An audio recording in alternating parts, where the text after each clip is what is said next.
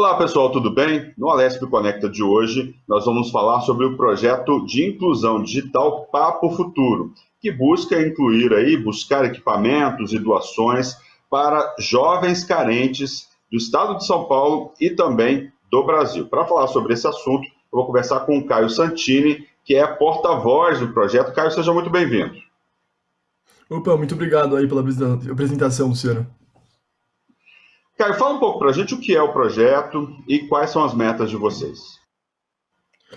Então, hoje no Brasil, todas as escolas mudaram para o modelo de EAD por causa da pandemia, e num país como o Brasil, com tanta desigualdade, isso acaba sendo um problema muito grande. Hoje, mais de 6 milhões de alunos não têm acesso à internet, 39% dos alunos da rede pública não têm um tablet nem um laptop para estudar em casa. A gente busca justamente conectar esses jovens para que eles possam dar continuação para os seus estudos. Então, hoje no projeto a gente já ajudou 64 alunos a voltarem a estudar. Esses alunos foram tanto por doações de aparelhos eletrônicos, como tablets, laptops, como a gente pagando planos de dados para eles. A gente paga um plano de 20 gigabytes, que foi o que a gente entendeu que realmente dá para o aluno estudar bastante, focar, e assim conseguir o resultado lá na frente, que é a aprovação no vestibular. Hoje a nossa próxima meta é de levantar R$ 100.000 para conseguir ajudar 250 jovens, e a gente espera aí até o final de outubro conseguir R$ 425.000 para ajudar 1.000 jovens por todo o Brasil. A pandemia trouxe essa dificuldade, esse problema técnico aí para muitos jovens carentes, né? Eu queria que você falasse um pouco mais sobre isso.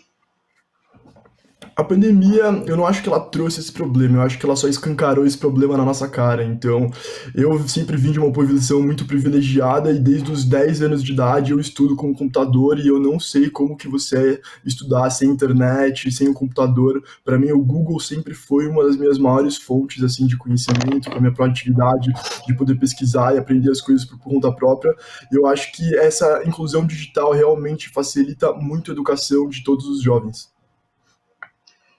E aí, diante dessa situação, a pandemia escancarou, como é que surgiu o projeto? Como que vocês se juntaram? Como que se juntaram aí num coletivo? Vários jovens se juntaram para ajudar outros jovens. Então, o projeto começou comigo de quarentena, eu tava trancado em casa, sem fazer muita coisa, sou meio hiperativo, gosto muito de trabalhar bastante, então comecei a escrever um artigo sobre educação. Eu entendi que a pandemia era algo que realmente ia transformar a forma como a gente vive, e eu quis entender como que isso ia afetar a educação. Então, quais seriam as principais mudanças, tanto em método de ensino, como isso ia afetar diferentes pessoas, e para isso eu comecei a entrevistar algumas pessoas que eu conhecia do setor. Uma delas foi o Bruno Capão, que é um empreendedor social lá do Capão Redondo. Ele tem a ONG Nave, que ajuda jovens com educação, cultura e esporte. Eu sempre tive um vínculo com o Bruno, eu fui lá no Capão, ajudei ele a recrutar algumas crianças, 110 crianças, na verdade, para a ONG dele, quando eles receberam o aporte da Gerando Falcões e começaram a atender 150 crianças. E nesse papo com ele eu descobri que todas as atividades da nave estavam praticamente paralisadas agora com a campanha, com o coronavírus. Então, todas essas crianças que o Bruno tinha construído um trabalho realmente excepcional não estavam mais sendo atendidos pela ONG, porque essas crianças não tinham conexão com a internet, não conseguiam acompanhar as atividades e também não poderiam aglomerar dentro da ONG por causa da pandemia. E durante esse papo com o Bruno eu realmente entendi que era um problema muito sério, e era um problema que eu me conectava por todo esse vínculo que eu acabei construindo com o Bruno. A partir disso eu comecei a falar com... Opa, quer falar? Não, pode falar, fica à vontade. Depois desse papo com o Bruno, eu entendi que era alguma coisa que eu poderia fazer a respeito, sempre me conectei com a causa, e entendi que a minha posição de privilégio realmente também me dava uma obrigação de fazer algo a respeito com a educação. Então, depois disso, eu comecei a tentar levantar recursos por meio de lives com alguns empreendedores que eu conhecia. Descobri que não estava dando certo, mas que estava dando certo é que a gente estava achando muitos jovens que precisavam dessa ajuda, e que a gente conseguia levantar recursos por outros meios, sejam com familiares, amigos, faculdade. E depois disso, comecei a achar amigos da minha rede social, meus círculos, que poderiam nos ajudar. Então, eu sempre fiz parte da Liga de Empreendedorismo da FGV, e lá sempre teve muitos alunos bem engajados, privilegiados e com vontade de causar mudança. A Liga de Empreendedorismo me deu muitas relações, e essas relações depois se tornaram em outros membros excelentes aí do projeto, e a partir disso começamos a crescer. Hoje a gente é 11 jovens nas melhores faculdades do Brasil e dos Estados Unidos, então o pessoal da FGV, pessoal da SPM, pessoal da NYU de Nova York, e estamos aí tentando fazer essa mudança acontecer. Estava olhando aqui, 39% dos alunos da rede pública não tem um computador ou tablet em casa, né? Quem quiser participar, né, desse projeto, quais são os procedimentos? Quem quiser se candidatar, né, a receber um computador ou um plano de dados pago, o que tem que fazer? Tem que entrar no nosso site, lá no nosso site tem um botãozinho que é para se o aluno precisa de ajuda, você clica nesse botão e já vai abrir um formulário para você com algumas perguntas. Então, dentro desse formulário, a gente tenta te conhecer melhor, saber quais são os seus objetivos em relação à universidade, qual curso você quer fazer, como que está sendo a pandemia para você, se você conseguiu fazer alguma coisa para continuar estudando ou se está tudo parado, que tipo de ajuda você precisa da gente. Então, é um tablet, é internet, você precisa de um computador, você precisa de um tablet e de internet. E após isso, de entender o aluno, entender o comprometimento do aluno e também qual que é a necessidade específica dele, a gente busca atender ele com as necessidades necessárias. E como que as pessoas podem fazer para doar, né? Empresários, pessoas da sociedade de uma maneira geral, como que elas fazem para doar, fazer doação de equipamentos, doação de dinheiro para plano de dados, como que funciona?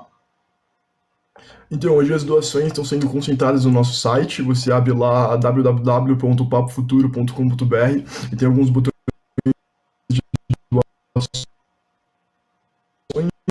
lá, R$ 1.000, dependendo de quanto você puder a gente, quantos jovens você que tá.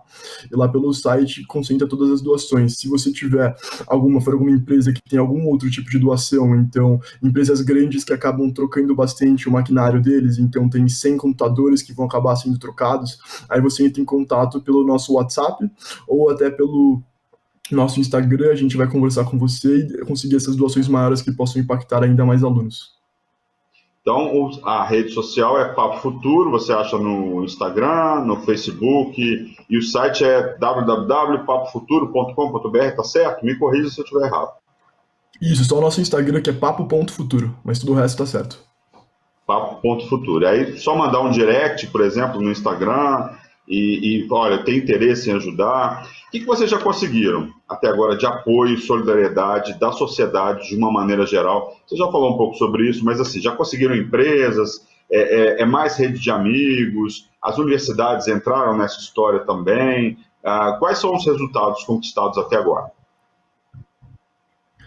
Hoje a gente conseguiu levantar um pouquinho mais de R$ 30.000, a gente conseguiu mais ou menos 15 doações também de aparelhos eletrônicos que a gente já conseguiu redirecionar aos alunos, e de parcerias tiveram 2 operadoras que estão ajudando a gente, então a Fluke, que é uma telefonia móvel digital, eles doaram alguns chips pra gente, a gente também fez uma parceria que a cada 4 pessoas que forem pra Fluke, eles doam mais um chip pro nosso projeto para um aluno que precisa. A Arquia da Tora também fez uns preços bem legais pra gente, com foco no social, para ajudar mais o nosso projeto. E também teve uma startup chamada Sigma, que é um clube de benefícios, e eles têm uma iniciativa bem legal que eles doam um dia de trabalho todo mês, e nesse dia de trabalho eles ajudaram bastante a gente aqui no Papo Futuro também. Além disso, a gente está construindo uma comunidade em volta do projeto. A gente entendeu que a maior parte das doações vem de relações que a gente vai criando. Então, a gente juntou várias pessoas engajadas que se interessam no projeto, que querem ajudar a gente a fazer isso acontecer. E a gente tem 60 membros da nossa comunidade que nos ajudam divulgando todo o material que a gente tem, nos conectando com empresas, outros parceiros e também fazendo doações, que é muito importante para a gente conseguir crescer o projeto. 60 voluntários que você está falando, quer dizer, a tendência é que aumente ainda mais nos próximos meses aí. Isso, a gente tem 11 pessoas que trabalham meio que full time assim no projeto, então fazem parte da operação, trabalham em todas as nossas 4 áreas internas, e a gente tem 60 pessoas bem engajadas que nos ajudam, nos conectam com outros doadores, com empresas, com possíveis parceiros, são amigos nossos, pessoas que gostam muito do trabalho que a gente está fazendo e estão querendo tanto se engajar mais, como saber mais do projeto, entender como que eles podem ajudar.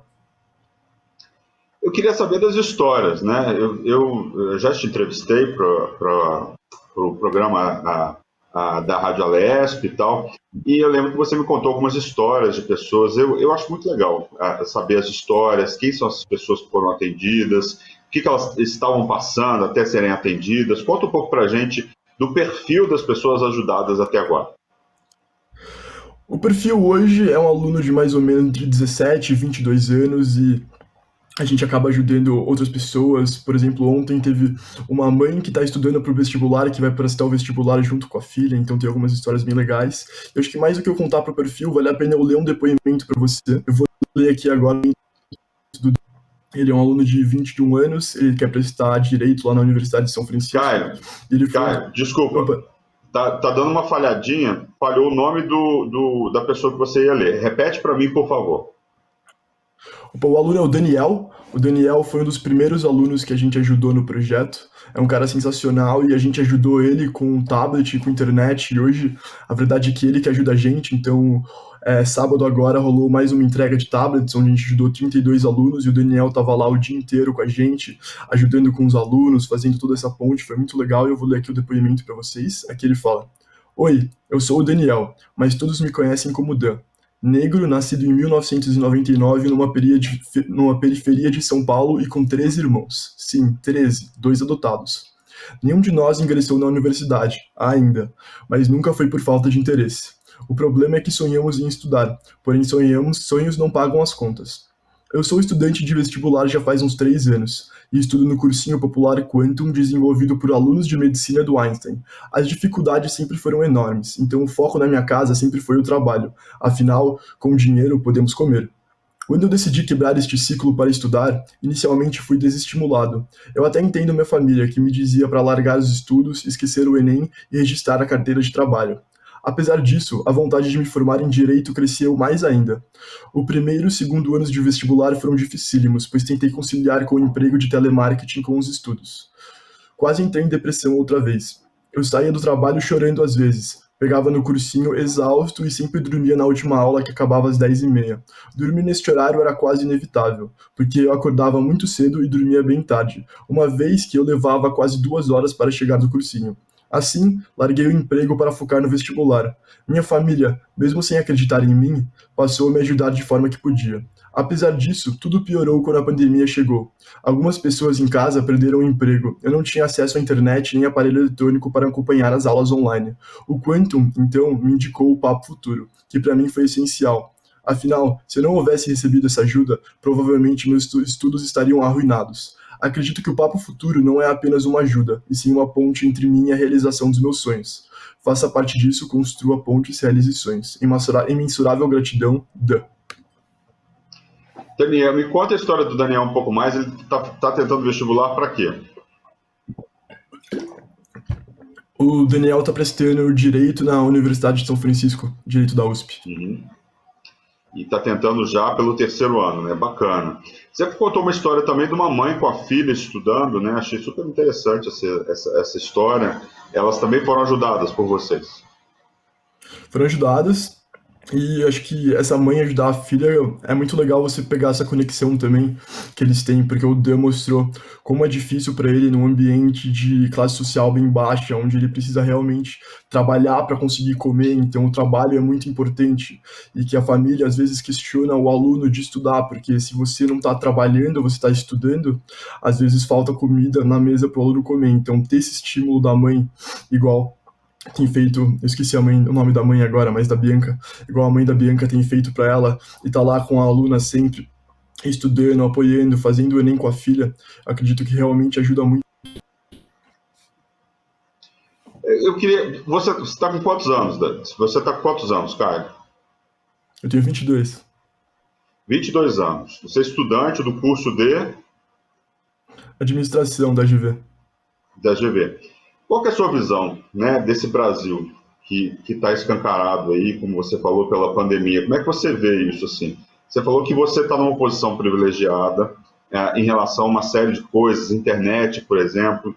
O que te motivou a ajudar e o que te motivou a ver esse Brasil que muitas vezes, muitas pessoas acabam fechando os olhos, né, tornando essas pessoas invisíveis, assim? O que te motivou pessoalmente a olhar para essas pessoas e resolver ajudar, arregaçar as mangas, motivar outros amigos para buscarem soluções para as pessoas que não têm acesso à internet, que revelam a existência de 2 ou mais Brasis, enfim, a gente podia ficar falando sobre isso o dia inteiro, inclusive. Mas eu queria saber das suas motivações e dos resultados até agora. Uma coisa você já me disse, que eles ajudam mais vocês do que vocês a eles. Acho isso fantástico, porque realmente trabalho voluntário é uma coisa.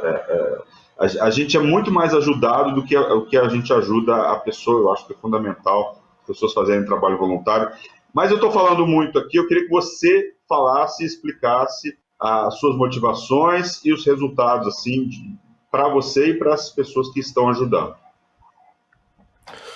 Então, a minha motivação veio que eu realmente acredito que o único jeito de a gente transformar o Brasil e transformar a vida de uma pessoa é por meio da educação. Então, isso é comprovado por a renda de um aluno, de alguma pessoa, quando você compara a renda dela sendo sem terminar o ensino médio. Hoje no Brasil, se eu não me engano, entre os 22 e 45 anos, tem quase 25% da população que não tem um diploma de ensino médio.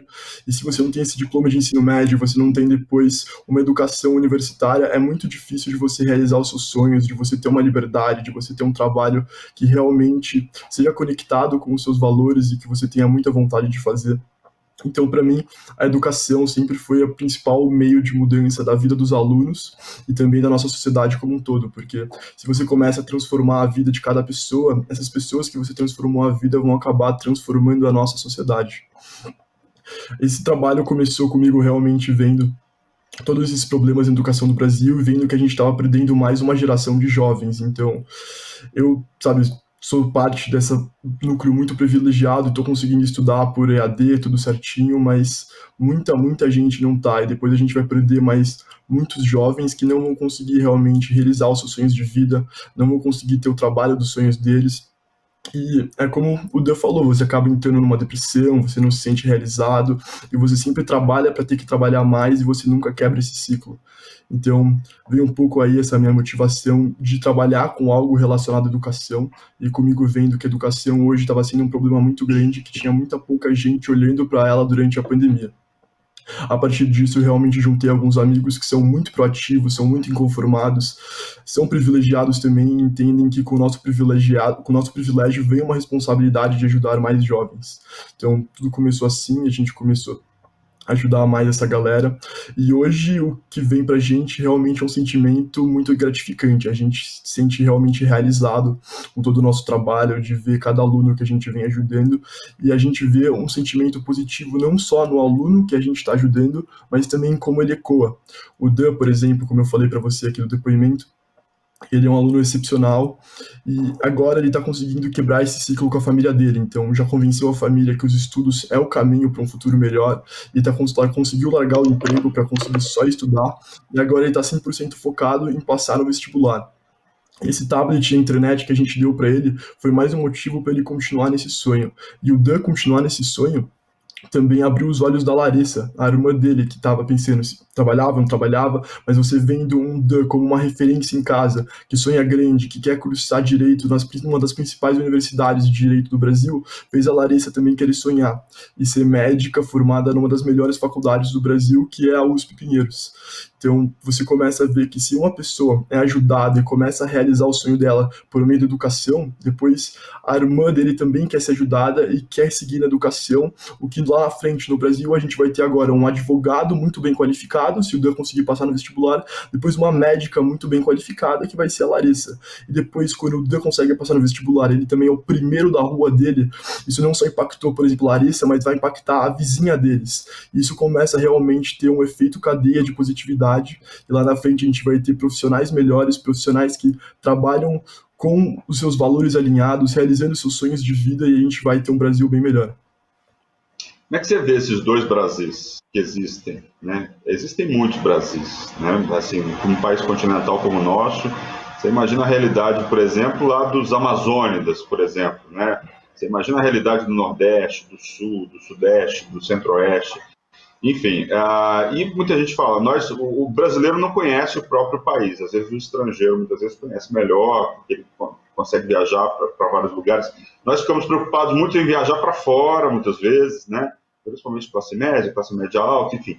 E como é que você vê a existência desse Brasil que muitas vezes muita gente quer jogar para debaixo do tapete, vamos dizer assim?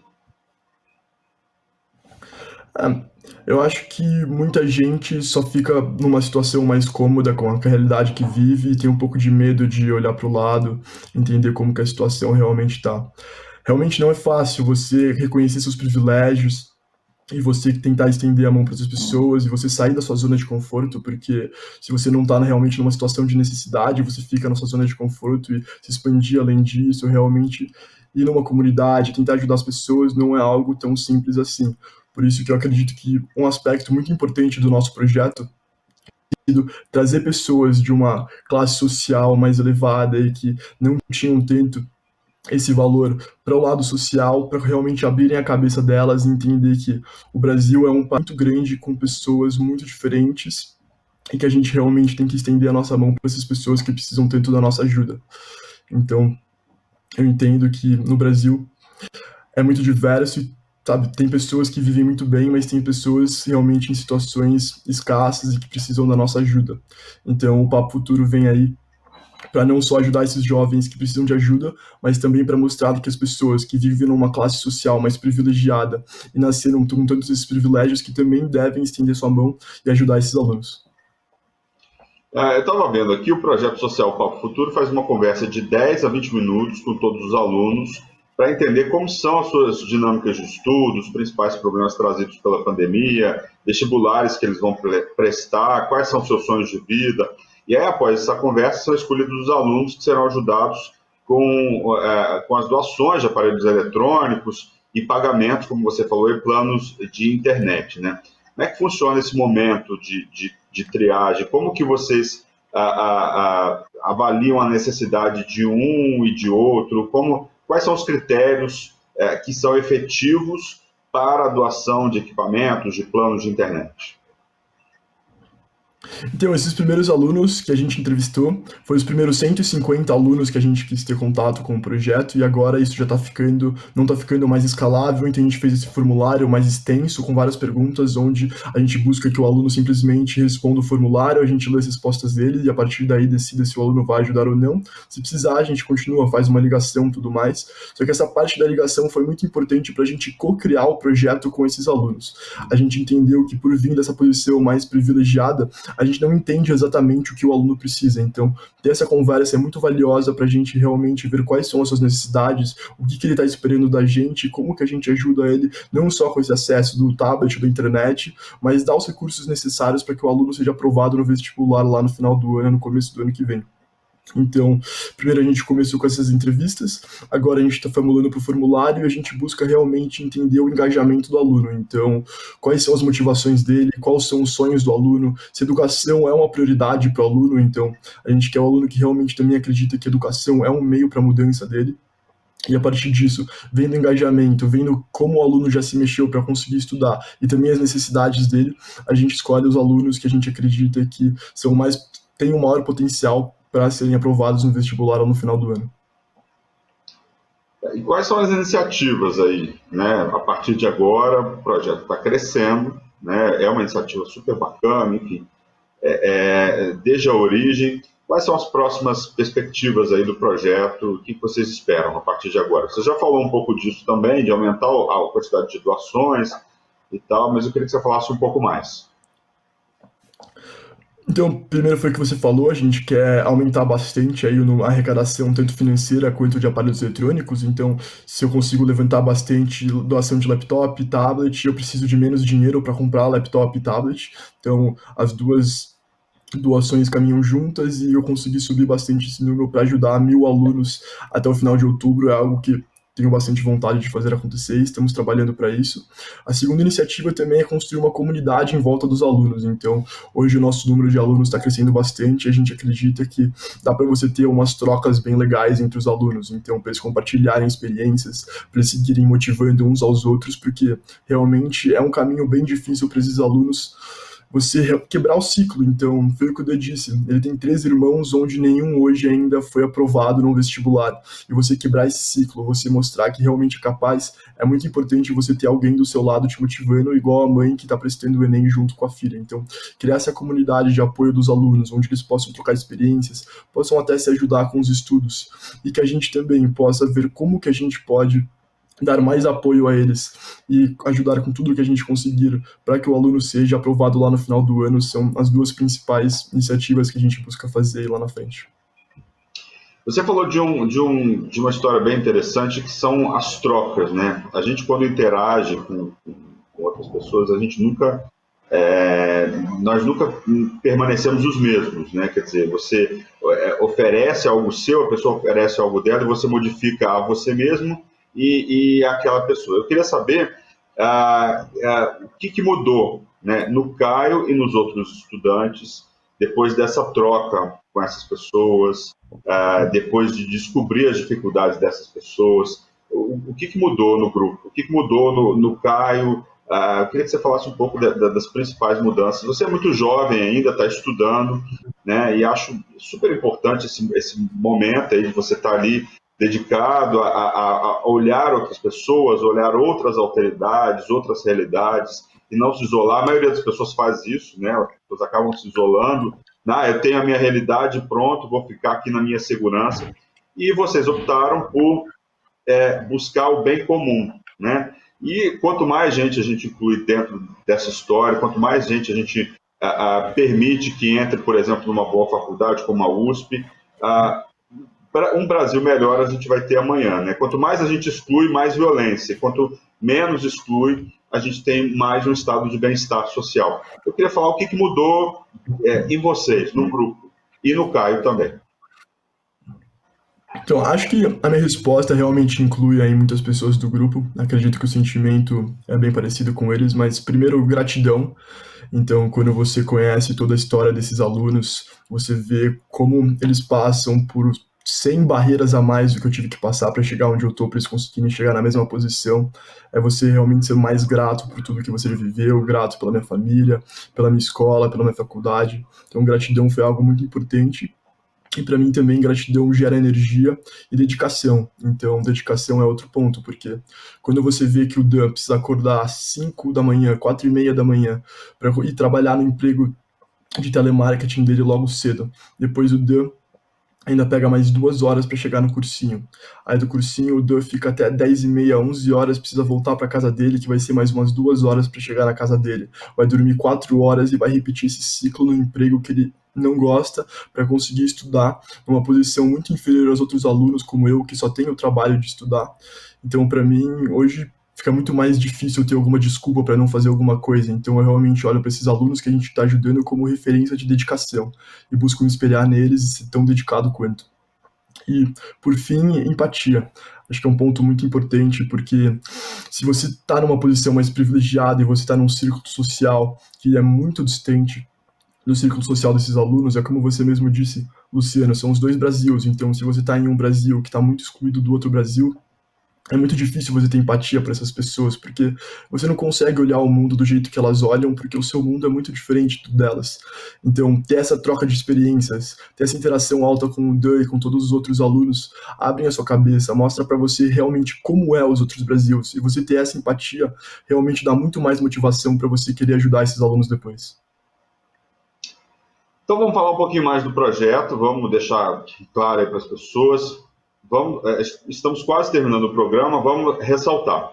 Você que está em casa, quer ajudar o projeto, tem um equipamento que não te serve mais, mas que ainda funciona, esteja em bom estado, isso é muito importante. Não dá para doar qualquer equipamento, a pessoa tem que poder usar esse equipamento para ela estudar, algo que é muito importante, né? Como é que a pessoa faz? Eu tenho, por exemplo, um computador, eu quero doar esse computador. Eu tenho um tablet, eu quero doar esse tablet. Eu tenho, sei lá, não sei se celular vocês aceitam, mas enfim, um equipamento eletrônico. Eu entro no site de vocês e digo, olha, eu tenho um equipamento para doar, vocês vêm buscar, como é que funciona esse momento, esse contato? Então, hoje a gente está aceitando doações tanto de smartphones como de laptops e tablets. A gente prefere muito mais laptops e tablets, porque a gente entende que dá uma condição de estudo muito melhor para o aluno. E se o aparelho está numa situação de perfeitas, para a gente muito melhor também, mas se tiver algum defeito, alguma coisa que a gente pode arrumar, também vale a pena doar. A gente tem alguns técnicos parceiros que buscam consertar esses aparelhos num preço de custo, ou às vezes até de graça, para ajudar o projeto. E você entra lá no site, tem um botão de doação de aparelho eletrônico, você clica no botão, vai aparecer um formulário também, um Google Forms, você preenche o formulário falando um pouco do seu nome, você no seu contato, para a gente conseguir conversar com você depois, e falando as condições do aparelho. Depois disso, a gente tenta, no máximo 3 dias, assim, entrar em contato com você para fazer a retirada do aparelho. Outra situação, a pessoa quer doar valores, quer ajudar a doar, enfim, a doar valores para que a pessoa tenha um plano de dados, né? Como que funciona? Também entra no site, aí lá vai ter alguns botões de doe agora, doe para o projeto, lá tem 7 opções de valor, você clica na opção que você quer, você vai ser redirecionado para o Varia site de quanto a quanto, Caio? R$ 20 a R$ 5.000. Aí é 20, Tá. 50, 100, 200, 1.000, 5.000. Você pode doar qualquer um desses valores, e se você quiser doar algum valor diferente, entre em contato com a gente também por WhatsApp ou por Instagram, a gente pode gerar um boleto para você. Mas se você quiser, a gente pode gerar esse boleto. A gente prefere que você pague mesmo pelo site, que a gente já redireciona para Pagar.me, que é a plataforma de pagamentos, que é 100% segura e consegue garantir todo esse serviço para o nosso doador. Tá certo. E aí, entrar nas redes sociais, destaca de novo suas redes sociais aí. Então, Instagram é a rede que a gente mais está usando. O nosso Instagram é papo.futuro. A gente também tem o Facebook, que é Papo Futuro, nosso LinkedIn Papo Futuro. E essas são as 3 redes sociais que a gente está usando no momento. Tá certo. Gostaria de agradecer a presença do Caio Santini, que é o porta-voz aí do projeto Papo Futuro. Muito obrigado pela sua participação aqui no Alesp Conecta. Muito obrigado, Luciano. Até a próxima. Até a próxima. Bem, e o Alesp Conecta de hoje fica por aqui. Lembrando que você pode assistir esse e outros programas da Rede Alesp no nosso canal no YouTube. É só digitar Rede Alesp. Nós voltamos no próximo programa discutindo um outro assunto de relevância para a sociedade. Obrigado pela audiência. Tchau.